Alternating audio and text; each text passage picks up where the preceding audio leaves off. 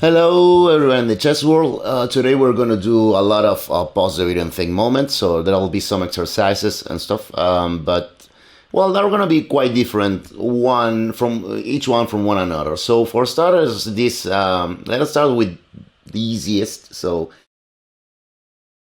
in here I had the black pieces in this position, and I think you will easily see that there is a big attack in here for us. And I'm sure there is more than one winning move, but at the same time, there is one that is quite clear and winning without a doubt. So pause the video and think. Well, the first thing that we will see is, of course, the weakness of white's king in here. And we have everything piled up on the g3 square, so I guess initially it will be natural to consider moves such as, knight takes g3 or bishop takes g3.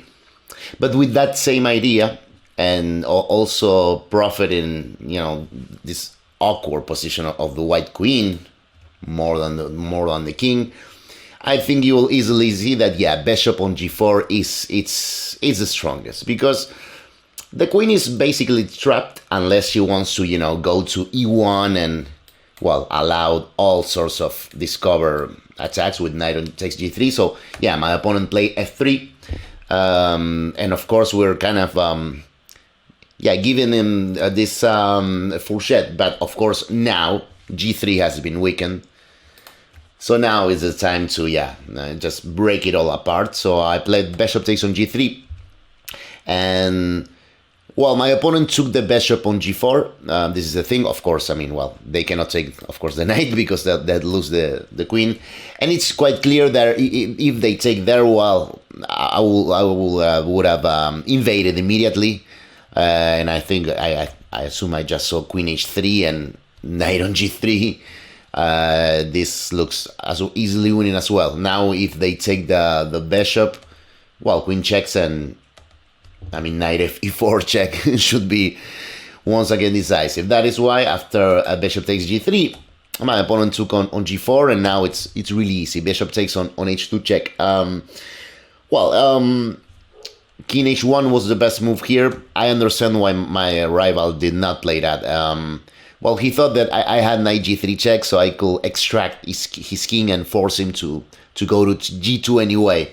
Because, obviously, if you take the bishop here, I have knight takes f1, which is a double check. And, again, king g2, knight takes f1, again, check is normal. So, after bishop takes on h2, my opponent went king g2 immediately. So, queen g3 check. Now it's going to be just checkmate, king h1, and queen h3 came. The last hope for white was rook on f3. But this is a known maneuver, when you have a position like this, bishop and queen in front of the king, you can just give this check, which, by the way, prevents rook takes f3, king g1, queen h2, king f1, queen h1 check, mate following, so my opponent resigns. So it is, for starters, kind of like an easy one. The second exercise is kind of more about creativity and try to keep an open mind, because initially the position is quite complex. I had the white pieces here, and again, a really old game. And outside of any objective evaluation of the position, what I'm interested in here is for you to offer different moves for white, and you will see that the position is quite complex and dynamic. So, initially, if we look at this position and we consider the possibility of black playing some e takes d4, which is going to be annoying because, this pawn is spent. And this e3 pawn, it might be pinned, let us say, I don't know, if it was black's turn and they were to take on d4, again, we cannot take with the c pawn. And if we take with the e pawn, that will open up this line. Who knows if f5, it wouldn't be winning my knight unless some tactics are in the middle. So, initially we do see some sort of threat for black, if you will. So that might lead us to think that the only logical move is, well, bishop on d2. And I mean, so as to be able to answer e takes d4 with c takes d4. But I think that will be rushing things. So that is why initially, yeah, I want you to offer like at least 2 or 3 moves for white. So pause a video and think. Okay, so, well, one of the moves that maybe is not the most interesting for me is rook takes g7, which looks playable, but not very good in a practical way. I mean, it doesn't look like we want to finish development with white. I'm not saying rook takes g7 is a bad move. I hope you suggested that, because it seems like a possible move, but it's not really attractive, right? We want to develop. So I think according to the computer, a4, and this is one of the moves that I wanted for you to suggest, with the idea of bishop on a3. I think this was the preferred move by the engines. And of course, if e takes d4, bishop on a3. And, well, c5, long castles. Really chaotic, but you can see how we're trying to combine development and trying to put our king into safety. And, well, also attacking. I mean, black's king is also in the middle. Black's queen is kind of offering, well, in this case, she's been a little bit of a target. And, of course, black's development is also lacking a little bit. So, maybe with the same idea, going back, one of the moves that I wanted for you to consider is the one I play, which is bishop on b2, which seems stupid because of e takes d4. This happened in the game. Before showing that, let us go back. I mean, of course, bishop on d2 will be like the solidest, the safest move. So as to answer pawn takes with c takes. And, well, black also might be interested in playing this, right? Because in here, after bishop takes on d2 check, well, they're kind of forcing us to take it with the knight. We could take it with the king, but it's kind of weird. And, well, black is making us put our pieces a little bit back. And this position seems decent. So I was looking for more. And bishop on b2, again, is this the kind of move that, well, it's useful. We're developing, and my idea is, of course, to play long castles. But the other thing is, yeah, I'm luring my opponent to take on d4, which he did, and it's not a bad move. Definitely not a bad move. But the thing, it was the position that I wanted. I play long castles here.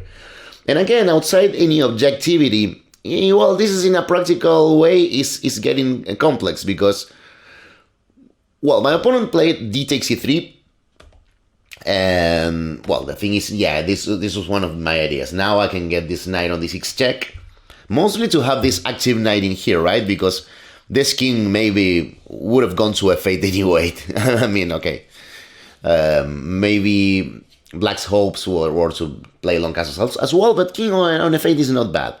And, well, I play bishop takes, queen takes. I think, according to the computer, queen f6 here was the precise move for black, because I think that they will want to target this pawn. My opponent played queen on e5, and, yeah, this was my idea, queen on b3.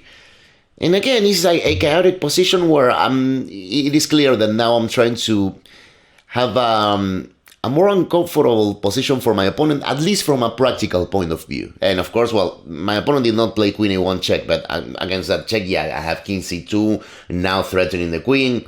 So, yeah, it's interesting. One detail that I actually saw, which to me was, when I talk about calculations, this is one of the things that you had to see. In this position, f5 was one of the moves that I spend more time calculating. And the thing is, I thought that after knight on g3, and again, I'm talking about the dynamics of the position. In case of pawn takes, knight takes f5 was really interesting for me. I think I wanted this to happen, particularly in the game. This did not happen. And of course, if pawn takes, bishop, king b1, and now, well, let us say queen on f6, knight takes g7 check. I'm not sure which is the best retreat for black's king, but one of the things that I saw is, well, rook g6 is an immediate way to continue the attack before, adding more pieces, let us say bishop on c4 to the attack. And again, this outside any objectivity, this looks really cool for me in a practical way, right? So again, this was about going back to the first position. A lot of people will here see, well, just bishop on d2, forgetting about this clear threat of e takes d4 and nothing else. Well, you can see that position sometimes are richer than what we might think, initially. So let us go for the last one, because this last exercise to me was curious. It's again an old game of mine. So like this, and I have the black pieces. Yes, this is the position. So it was a long struggle, this game, and when we reached this position, I was black, it was my opponent's turn to play. And I want you to pause a bit and think, because now, for the first time, what I want for you is to evaluate the position and tell me what you think what objectively is the evaluation. So pause a bit and think. Okay, so I'm not going to answer yet what is the objective evaluation of the position, but I will tell you, during the game I was feeling pretty good, because I felt, okay, it is white's turn, but white seems quite tied up. And the main thing that was a good feeling for me is that I saw a pawn race in which I thought I was automatically winning, because I thought, hey, the race will be, a4, d5, a5, g4, and you might be wondering, what do you mean a race? It's ridiculous. The d pawn is double and is blocked against his own pawn. Yeah, right, that's right.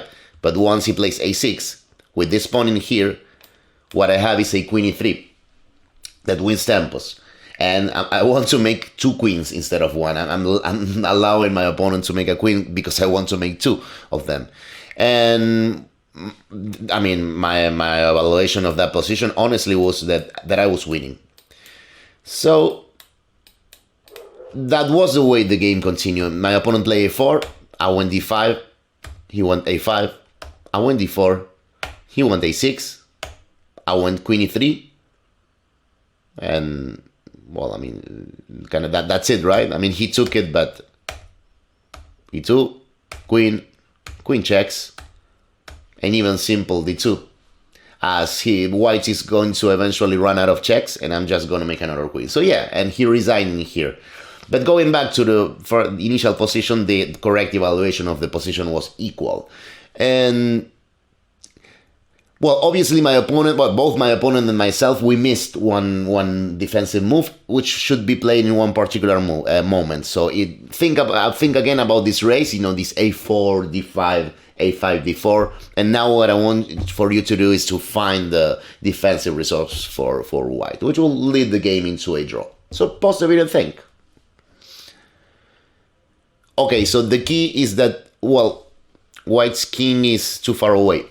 So at some point, the key defensive move is just going to be king g1. So the thing would, I mean, we can say that the decisive mistake was a6 in here, a6 after queen e3. It loses immediately.